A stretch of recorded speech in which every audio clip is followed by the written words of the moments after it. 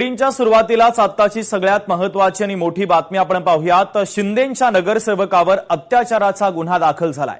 नगरसेवक साहिल चौगुले यांच्यावर हा गुन्हा दाखल झालाय। नवी मुंबई पोलिसांवर प्रकरण दाबण्याचा आरोप सुद्धा करण्यात आलाय। तर खाकी वर्दीतील पोलीस विकले किशोरी पेडणेकरांनी आता पोलिसांवर देखील आरोप केलाय। पोलिसांच्या कार्यपद्धतीवर प्रश्नचिन्ह उपस्थित केलेलं आहे। मात्र आत्ताची सगळ्यात महत्त्वाची आणि मोठी बातमी आपण पाहतोय। शिंदेंच्या नगरसेवकावर अत्याचाराचा गुन्हा दाखल करण्यात आलाय। नगरसेवक साहिल चौगुले यांच्यावर हा गुन्हा दाखल झालाय।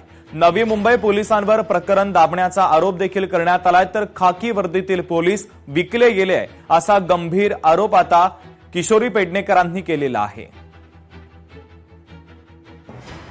दरम्यान किशोरी पेडणेकर यांच्यासोबत संवाद साधलाय लोकशाही मराठीच्या प्रतिनिधी आकांक्षा देशमुख यांनी। पेडणेकरांनी नेमकं म्हटलंय तरी काय, ऐकूयात।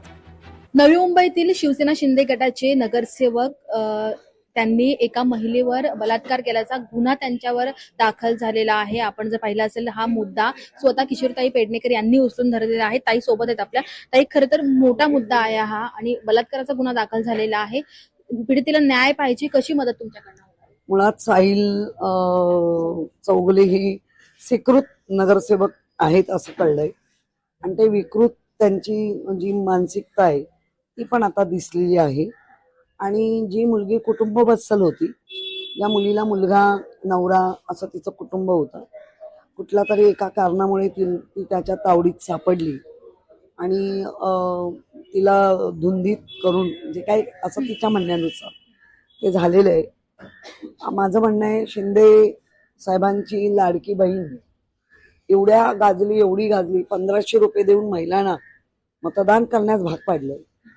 त्याच महिलांना असे तुमचे विकृत नगरसेवक त्यांच्यावर बलात्कार करतायत आणि एक प्रतिष्ठित व्यक्ती म्हणून पाहिलं जातं नगरसेवकांकडे। त्यांच्याकडे जर असा समाजात बिघडवण्याचं काम असेल तर ह्यांना त्या पदावर राहण्याचा किंवा त्यांच्या प्रमुखांनी, पक्षप्रमुख म्हणून ते आता म्हणतायत ना शिंदे साहेब, आणि उपमुख्यमंत्री म्हणून त्यांना पदावर ठेवण्याचा किंवा राहण्याचा नैतिक अधिकार आहे का?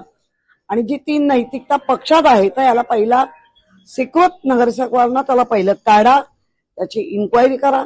या सर्वच प्रकरणामध्ये साहिल चौगुलेच्या प्रकरणामध्ये पोलिसांची भूमिका ही संशयास्पद असल्याचं किशोरी पेडणेकर यांनी म्हटलेलं आहे। व्हिडिओ जर्नलिस्ट रोशनसह मी आकांक्षा देशमुख, लोकशाही मराठी, नवी मुंबई।